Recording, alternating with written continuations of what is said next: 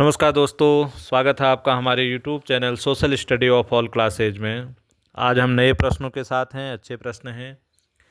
शुरू करते हैं। क्वेश्चन नंबर फर्स्ट, आप भी इनके आंसर लगाते जाइए, देखिए कि आप इनके कितने आंसर बना पाते हो। लास्ट में 20 प्रश्न हैं, 20 में से आपको ये देखना है कि कितने प्रश्न सही हो पाते हैं। शुरू करते हैं। क्वेश्चन नंबर फर्स्ट है, भारत का भूगोल नामक पुस्तक किसने लिखी है? दो ऑप्शन आपके पास है, एक टालमी है, एक मैकाइवर है।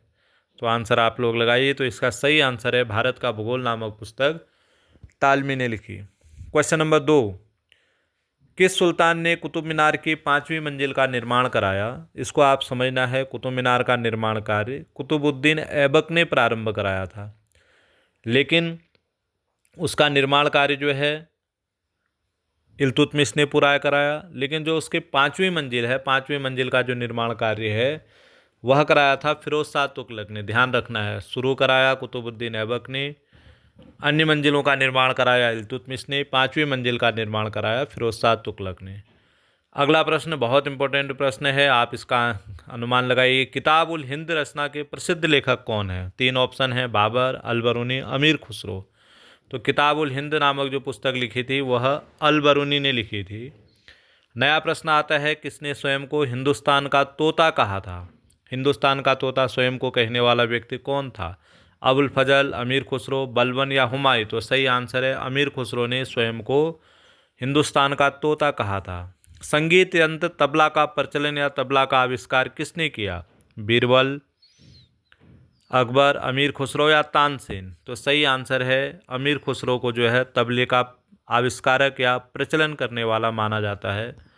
क्वेश्चन नंबर 6 अगला आता है। क्वेश्चन नंबर 6 हमारे सामने है, दिल्ली का वह सुल्तान जिसने अपने संस्मरण लिखे।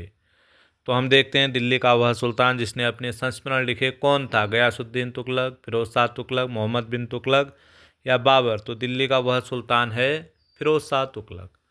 राग गोविंद के रचनाकार कौन है? बहुत इंपॉर्टेंट प्रश्न है। राग गोविंद के रचनाकार तुलसीदास, मीराबाई, सूरदास या संत कबीर? तो सही आंसर है राग गोविंद के रचनाकार मीराबाई हैं। उत्तर रामचरित्र किसने लिखी? उत्तर रामचरित्र किसने लिखी? तुलसीदास, भवभूति, प्रेमचंद या मीराबाई? तो सही आंसर है भवभूति ने उत्तर रामचरित्र लिखी। चरक किसके दरबार में प्रसिद्ध चिकित्सक थे? इसका सही आंसर आएगा, चरक जो है कनिष्क के दरबार के प्रसिद्ध चिकित्सक थे। उन्होंने चरक संहिता नामक पुस्तक लिखी। आप ध्यान रखिए, चरक संहिता नामक पुस्तक चरक ने लिखी थी। सत्यमेव जयते किस ग्रंथ से लिया गया है? वेरी वेरी इंपॉर्टेंट प्रश्न। भारत का ध्येय वाक्य है सत्यमेव जयते, सत्य की विजय होती है। यह लिया गया है, 4 ऑप्शन है, कठोपनिषद, ऋग्वेद, मुंडक उपनिषद, गीता? तो सही आंसर है मुंडक उपनिषद से जो है यह लिया गया है। अगला प्रश्न आता है, ब्लैक पैगोडा, ब्लैक पैगोडा कहाँ स्थित है? अच्छा प्रश्न है। ब्लैक पैगोडा जो है कोणार्क में है, सूर्य मंदिर जहाँ स्थित है ब्लैक पैगोडा कोणार्क। दिलवाड़ा किसके लिए प्रसिद्ध है? बौद्ध मंदिर, जैन मंदिर, हिंदू मंदिर या उपरोक्त में से कोई नहीं? तो दिलवाड़ा जो है जैन मंदिरों के लिए प्रसिद्ध है। माउंट आबू जो प्रसिद्ध जैन मंदिर है वो राजस्थान में यहीं पर स्थित है। गीता रहस्य नामक पुस्तक किसके द्वारा लिखा गया? जो गीता रहस्य नामक ग्रंथ है, बहुत इंपॉर्टेंट प्रश्न है। महात्मा गांधी, सुभाष चंद्र बोस, बाल गंगाधर तिलक, लाला लाजपत राय? सही आंसर आएगा बाल गंगाधर तिलक द्वारा गीता रहस्य नामक पुस्तक लिखी गई है।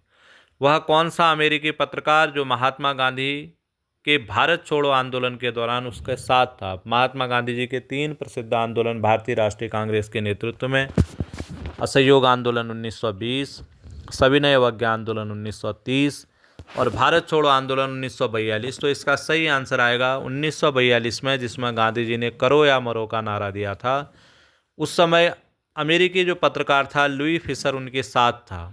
अगला देखते हैं हम, वह कौन सा 1885 में भारतीय राष्ट्रीय कांग्रेस की स्थापना के समय गवर्नर कौन था? 1885 में जब ए ह्यूम द्वारा भारतीय राष्ट्रीय कांग्रेस की स्थापना की गई थी, उस समय भारत में गवर्नर कौन थे? बहुत इंपॉर्टेंट प्रश्न है। तो इसका सही आंसर आएगा लॉर्ड डफरिन।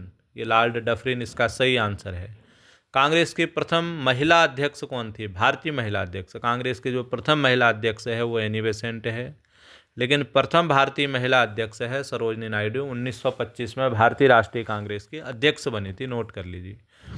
संविधान निर्मात्री परिषद के झंडा समिति के अध्यक्ष कौन थे? संविधान निर्माण के लिए अलग अलग प्रकार की समितियां बनी थी, जैसे केंद्र राज्य समिति, मौलिक अधिकार समिति।